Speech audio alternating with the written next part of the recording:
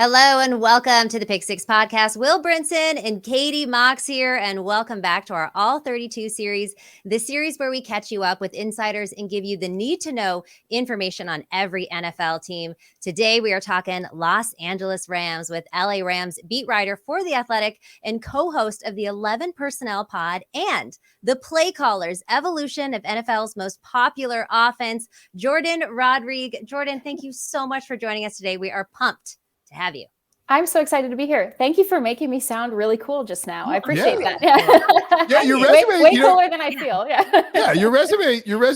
You a lot of times you think you're your resume is pretty good, pretty strong resume. Yeah. So play callers.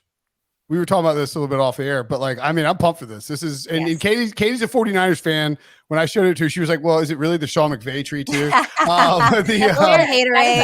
a fair question. Actually. It is. A very fair so, question. if I understand this correctly, and I'll let you fill in the details, but I want to add, play callers basically takes a look at innovation with offense. I love the quote from Robert Saleh in the promo tweet they sent out where he's like, it's basically 32 offensive coordinators against every defensive coordinator every week, or 32, whatever it is, but it's like these offensive coordinators, one, they're all from the same family.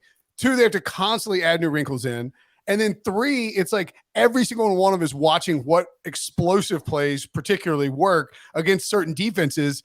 And so these defensive coordinators are like, you might face Kyle Shanahan's offense, but everybody else is watching what he did. I mean, and that's sort of the concept of it, right? And how this coaching tree is just, we did the 49ers podcast earlier. It's like, you start thinking about all the people from Kyle Shanahan's coaching tree that are around the NFL. It is insane, Jourdan. Yeah. So you explained it really well. Thank you. Oh, cool. But it could have gone either way, frankly. So absolutely. I could have gone, but so this is about Matt LaFleur's rise in Green Bay. You're like, no, what? So what the thesis of this is it's a 5-episode documentary series. It drops in full, so you can binge it on July 10th, wherever you get your podcasts. And the thesis of it is, if you think about the NFL's history as a series of tree rings, what I wanted to do was take a deep dive, sometimes disastrous dive, into this moment of the NFL and how it happened.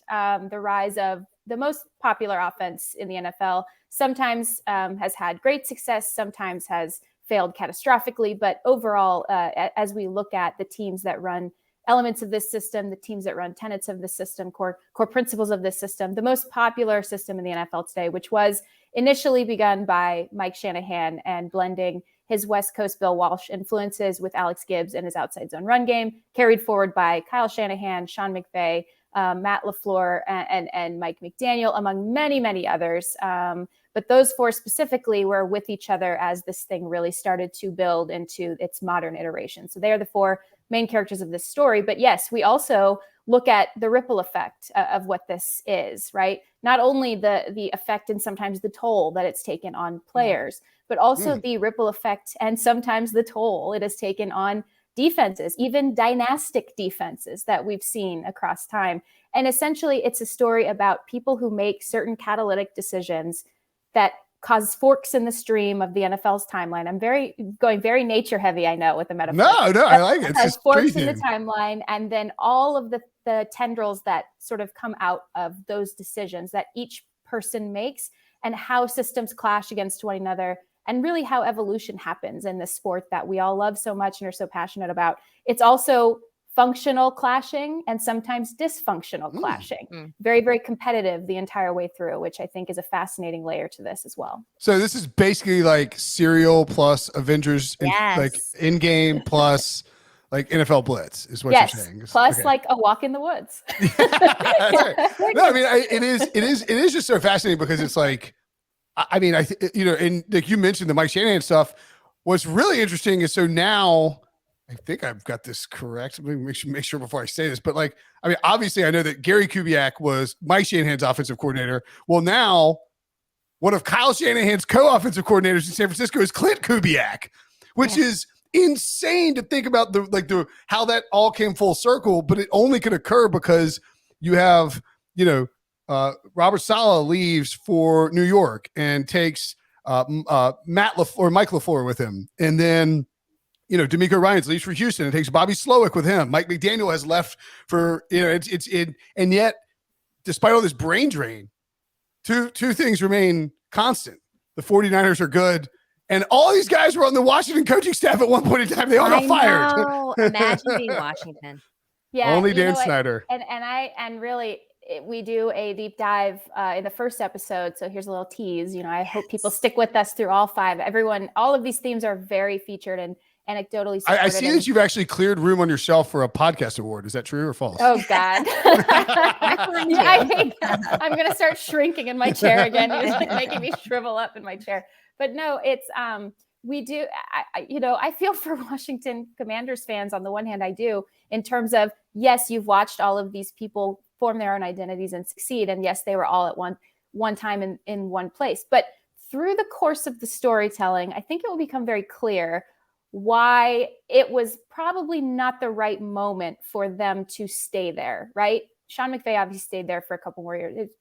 That's probably the one that got away, quote unquote. The McVay one, yeah. Yeah, but in terms of Kyle Shanahan was never staying in Washington. No. And so the way that, but you also see that there's this urgency and this competitive, they can't help it. It just comes through in every word that they say. They had to go form their own identities. And part of it was because they all worked under Kyle Shanahan at one point.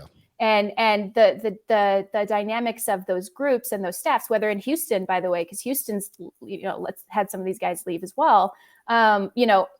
Whether it was in Houston or in Washington, there's this competitiveness, that urgency of trying to get your own identity formed in certain ways, even as simple as, I want to get one of my calls on Kyle's call sheet. And so it's that type of push, right, that so permeates through the entire series as these guys begin to, again, form their own branches and streams and however you want to call it, the way that they make their decisions. And it's basically covering football and deep schematic dives also, which we want people to feel welcomed into and not sort of at arm's length from. But covering that in a way that's also deeply anthropological, because this is how football happens. This is how it works. I'm so interested in everything that you're saying, but one thing that stood out to me is you talk about how competitive it is between these coaches, these offensive masterminds, and how that can take a toll on players. Well, the Niners lead the league in soft tissue damage, particularly at the beginning of the season. And we have seen players that have moved on that are almost surprised at, training camps and preseason and other places because they're not worked as hard. As a 49ers fan, I'm curious if this is something that you look into as well, because I'm very curious as to why this keeps happening to the 49ers. It's part of a balance too. That the conversation is super broad, not just in regards to the 49ers, but also in regards to the dynamic that first established itself early on those staffs. The idea of, how do you create functional competition? Because they all have this very formative experience of when you have functional competition, and it's not just inclusive to them, it was everybody on that staff. Raheem Morris is great in this series, talking about, Kyle lurking in the back of defensive meetings, right? And then how they would go and battle each other in different ways and test each other, and Robert Saleh as well, in Houston. And so it's this idea of, in your formative years, when all your best ideas are happening out of functional competition and all your innovation is happening out of functional competition, sometimes dysfunctional. We get into that too, but I'm not going to give away too many spoilers, right? But when all of that, all those synapses are firing out of this atmosphere and this environment, you as a human naturally say, okay, that works. How do we bring in that environment into my own building? And you've seen it in some of the hiring patterns, the way that Sean McVay went out and hired Brandon Staley, and the epic clashes during practice schematically as Brandon, was running some of Vic Fangio, some of his own stuff. And it was a perfect foil to what Sean McVay's offense was at the time. And it caused Sean McVay to want to change his entire offense around, right? Including trading his quarterback. And then, you're seeing this also happen with Robert Saleh and Kyle Shanahan as Kyle is really sort of wanting to troubleshoot against what he believes will be the most competitive defense in the league, in his own house, away from everyone else. Sure. You can't get game tape on it. It's happening in his own house, right? And troubleshooting against that and wanting to be challenged, because that's where the ideas come forth. And then gravitating toward people who also want to rise to meet that challenge. You've seen these patterns happen with a lot of these coaches, inclusive to and not limited to many other people in this coaching tree. You see this with Zach Taylor and Lou Amorana. Like, you see all of these things happening. But at the same time, like we talk about, there's a toll that takes, not just, on the coaches and the drain and the stress of existing in that space, that innovation loop constantly, but also on the players, because the players are the ones who bring this to life, right? The players are the ones who, there's this conversation thread through the entire series about, what does it mean to exist within this offense? And what does it mean to exist within this philosophy alongside these coaches? And how, at what point do the coaches feel, okay, cede some of the control that they have as a play caller and empower your players? Well, Sean McVay's seen the best things that have ever happened to him in his coaching career have happened when his players have taken over. That last drive of the Super Bowl, that's Matthew Stafford, Cooper Kupp, and a great block by Bryson Hopkins. Can't forget that, and like, that's, and that's Andrew Whitworth. And even when they're building the offense in the first place in 2017, there's this great anecdote. And again, I don't want to spoil anything, but like, the players helped them change mid-game of a game their entire run game from, pure outside zone, the way that Alex Gibbs. Like, this isn't working. We can't. In game.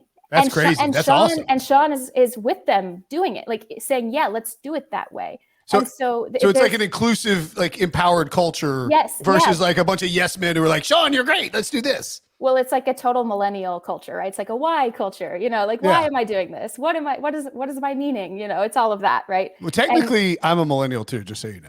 I think we're all you're an elder. What do they call it? Geriatric millennial. The word elder does not have to be thrown around here. Geriatric. Well, and not to cut you short, but we do take a quick break and then talk Rams, because I can already hear my boss saying, you're going to talk Rams? You're going to, I'm excited for this podcast. And how long is each episode? So each episode is between 45 minutes to an hour. Okay, perfect. There's 5. Again, they all drop on July 10th. And like I said, it does cover the really cool, fun football stuff we love, but also there's a dark side to this too. Yeah. Okay, awesome. I'm excited. Well, excited for it. Playcallers, the athletic football show. It's a great show anyway. Robert Mays and of course you guys all do a great job with it. So you should subscribe to that. Check it out July 10th. Let's take a quick break. When we come back, Sean McVay, innovation. May need some in 2023. Next. Okay, Jordan. So Sean McVay, brilliant offensive mind, had never had a losing season until 2022. They win the Super Bowl in 2021. So it's like, whatever, you take that 9 of a billion times out of a billion. You win the Super Bowl and then you have your first losing season. But now it's like the carousel for the media jobs is kind of in a weird spot. He could have jumped to Amazon. I mean, he would still get his job, I guess, but it's like, he's so competitive. I just have a hard time seeing him not wanting to come back and be like, no, that was a fluke because of injuries and attrition and all that. Or like what has to happen for the offense to work in 2023 for the Rams? Because Andrew Whitworth's departure, massive. And Matthew Stafford and Cooper Kupp being hurt, and then Odell Beckham was a big boon to them too. It's like it feels like they're a long way from being that 2021 offense. They are and they aren't. I mean, we still have yet to see whether they've actually figured out how to run the ball. So that's still the same, right?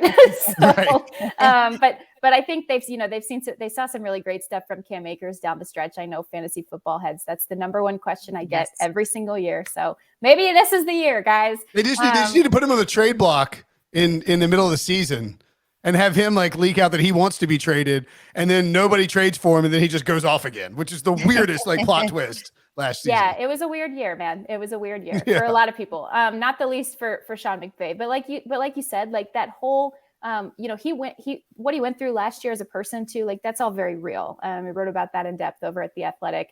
And it's compounded also by this, okay, the crash happened way faster than anyone expected. Yeah. And nothing we thought would work is working. So now what do you do? And sort of that remodel, they're calling it a remodel, rebuild on the fly.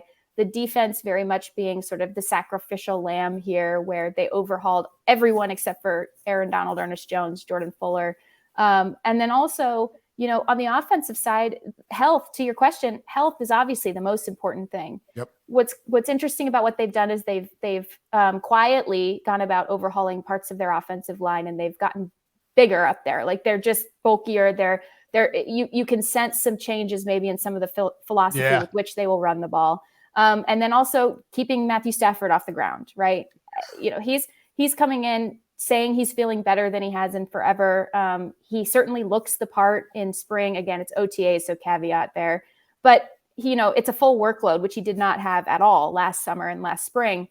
And so keeping it that way, right? Keeping him as functional as possible, because at his age with his injury history, it will always be a question. So it's those types of things. The fundamentals of successful football is what the Rams are sort of returning to here. And that's not something they've really had to do in forever, because they've been so top heavy and so successful at an all out sprint, right? And it worked. And now they're sort of resetting and revisiting. And with Sean McVay, frankly, I think there's something invigorating about that. Like going back to pulling back from elements. I mean, and not to plug the series again, but you'll hear it, like going back to elements of that first year where he flat out says, I didn't know what to worry about because I was so young. Yeah. Well, going kind of back to that mindset of, okay, bring back in some of those core fundamentals, that teaching mentality. He overhauled a lot of his coaching staff. That's going to make or break the Rams' success, and whether they truly can rebuild as quickly as they think they're going to. I mean, if anybody can do it, it's probably Sean McVay, as much as I love to hate on him in this show. To be clear, on this podcast, you could be as aggressively promotional of your own stuff as you want, because there's no one who is more promiscuous with their promotion than yours truly when I am out on like other people's stuff. So by all means, fire away. Yes, fire away. I'm going to fire away about who I think is probably the scariest man in football, and that's Aaron Donald. I don't know if you know, Jourdan, but Pete Prisco bumped Donald down in his top 100 rankings, but he did keep him in the top 10. Did you notice a decline in his play last year, or do you think it was simply just the Rams making sure that he was going to be 100% for this season? I don't think Aaron Donald in decline should exist in the same sentence, to be quite honest. Yeah. So, and it's interesting too, because he does so much with so little sometimes. I mean, they were really hurting from injuries on the defensive line, the interior as well. And also their top pass rusher, Leonard Floyd, he had a non-contact soft tissue injury at the beginning of camp. They thought he was going to be gone for the year, but he played through it.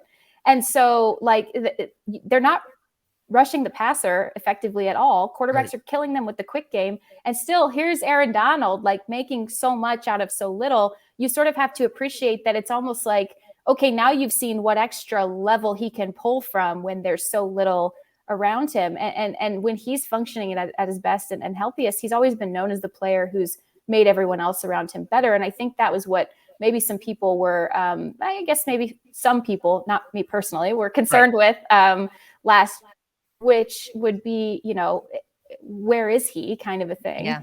But if you watch the tape, you see him. So he's still a very, very bad man. Yeah, I think there's that sourness too. I mean, everyone always had the questions will he walk away? First of all, the contract is crazy in terms of structurally, and he has a no trade clause, which I think people forget. But also, there's a sourness that comes with, ending the season. He's never missed significant time. He's never missed any time. Anytime. He played through broken ribs in 2020 in Green Bay, in frozen Green Bay. And so that's the thing is you're not going to go out quietly if you're Aaron Donald. You're not going out with a high ankle sprain if you're Aaron Donald. Before 2022, the single pockmark on his entire resume was getting no votes. Or no, he wasn't an All-Pro in his rookie season, even though he was the AP Defensive Rookie of the Year. His resume was almost perfect. Yeah. I mean, with 3 Defensive Player of the Years, was top 5 every single season of his career, first team All-Pro, Pro Bowl, except for that one little, wasn't first team All-Pro his rookie year. And then last year, the Rams just fell apart. And I guess Donald, to me, I know why Pete did what he did. I don't think he thinks he's slipping. That's why he left him in the top 10, but he didn't want to be he's number 3 after, the season he had.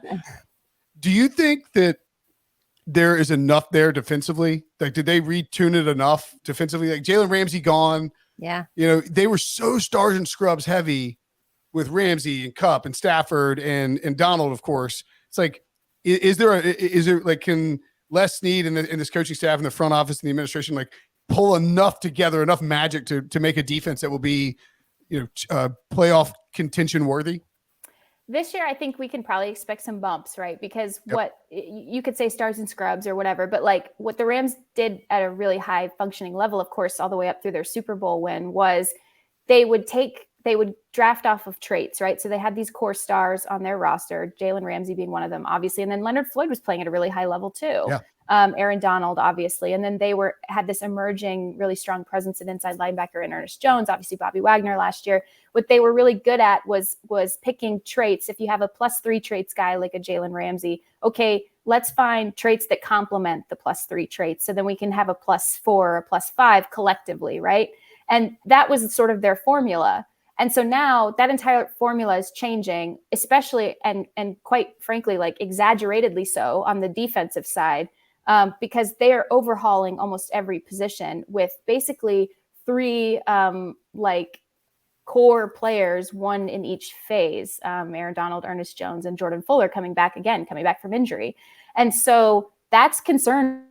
So you're going to see some bumps along the way, I think, with this Rams defense, but also the youthful energy and then the combination of the coaches that they brought in. They hope that they can develop them at a rate that's like you can see the learning curve happening, kind of like Seattle did with a lot of their young players. Sure. Last year. I think the Rams really took note of that and said, okay, if we draft right with guys that we're not necessarily looking just for traits that complement certain players, but like overall, now we're changing our draft model a little bit.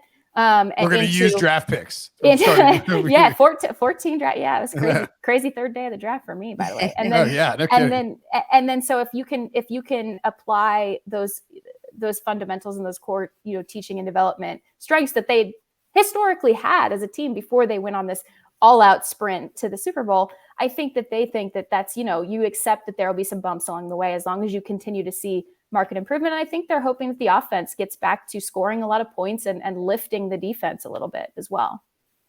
Jourdan, Vegas is very down on the Rams this year. Their over-under is set to 6.5. The under juice to -120. They're a whopping +850 to win the division. But I got to say, I'm sold on what you are selling right now, Jourdan, with Sean McVay coming back to the basics, back to his boy wonder days. And I'm thinking, should we be a little bit more optimistic about this team and the number of superstars that they still possess?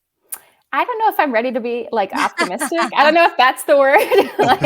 So here's the thing: is cautiously optimistic. I do think genuinely that they think that they'll be better than maybe some of the external noise that's around them right now. I gave them 7 wins this year. I do think that's still me being more optimistic than when I walk out to practice and I see 40 rookies. That's like shocking. Yeah. That's startling, right? Yeah. And you're like, whoa, because it's also never happened there before. So in the McVay era. So I'm like, I temper that with like, hey, the reality of this is it's going to be really, really tough to put wins together. But it also is a team that, has made it very, very clear that that's what they want to try to do. Whether that manifests or not remains to be seen. But you got to appreciate the optimism on their side, right? I'm like, all right, okay. Are you sure? I've been down. I just think 8. I've been down, and I feel inspired. Well, I mean, like San Francisco is obviously a really good football team, but like it's the opposite. Like what the Rams have at quarterback. And as long as Matthew Stafford's healthy, like they're going to get good quarterback play. I don't care what all the haters say. Stafford, the Stafford Hall of Fame campaign here. But like the 49ers have this incredible roster that is going to be really good no matter what happens, even at the quarterback position, which is so rare in the NFL. I don't know, man. 8.5 to 1 to win a division for a team that won the Super Bowl 2 years ago. Like I'm intrigued. Maybe it's my blinders for Matthew Stafford. I don't know. Where is Stafford? Where are we at with Stafford in terms of health? I mean, you said he's the healthiest he's felt coming into the year. Are you buying into that? And do you think what they've done in terms of the, retooling the offensive line? And, I think back to the Bengals and when they let Andrew Whitworth walk in free agency and Andy Dalton went from like 2015, like sneaky MVP candidate to just like off a cliff. That scares me. But do you think they've done enough where Stafford can be healthy for a whole season? So I'm going to be the caveat person here, sure. And say we haven't watched any real football yet. Right. The offensive line looks great in theory and on paper in terms of the improvements that they've made. Alec Jackson is a name to watch, I think, in terms of maybe someone emerging as a left tackle candidate. They still have not decided on who that player is going to be. Joe Noteboom's coming off the Achilles. So Alec Jackson's been taking the bulk load of those reps. And you know, they look like they could actually do some protecting and some body moving, right? So that's good. Some body moving. But we haven't seen any real football, right? So Matthew Stafford, again, he says he feels great. He seems, I mean, the energy's there. He's throwing. It's a full workload. It's night and day from what it was last offseason. Yeah. So all of that being said, we haven't watched any football yet. So I'm not ready to say like, it's going to be great. It's going to be fine, because I went into 2022 thinking, they look great, it's going to be fine. And then you know what, hit the fan in the most catastrophic way you could ever possibly have imagined. A historically high, like 72 games to injury among their offensive line, which is the most in NFL history. So it's like, you know, you never know, right? I'm not going to go either way here, but I do think that, keeping him healthy and like sustaining health, even though he's going to tell you always that he feels good, sometimes it's very obvious when he doesn't feel good. So far, we haven't had any of those, he obviously doesn't feel good moments. His arm could be dangling off. He'd be like, I feel great. I'm 100%. Like, he's like low-key, like the toughest dude. Like, no, people don't know how tough Stafford is. Yeah, like last year, spinal cord contusion. I'm fine. Yeah. I'm fine. Yeah, it's like, I'm good. It's like, I'm sorry, that means a bruise on your vertebrae, on your back, and you're still out there. It's crazy. Yeah, so that's the thing, is the caveat. It's like, we don't know what we don't know yet, but as of now, things look fine. Things look like genuinely, I do believe him when he says he feels good. As of now, it remains to be seen, guys. I wish I had something more definitive, but my God, what happened last year was quite the lesson for a lot of us, I think. It can only go up from there, Jourdan. That's actually going to wrap up our show. Thank you so much to Jourdan Rodrigue for joining us. Make sure you check her out on the Playcallers Evolution of NFL's most popular offense via the Athletic, anywhere that you get your podcast. It drops on July 10th. And also stay tuned for more from our All 32 series with daily drops in your podcast feed and on YouTube. And like, comment, and subscribe to this as well. Jourdan, thank you again so much. Thanks, Jourdan. Guys. Thank you for having me. I appreciate it. Of course, always.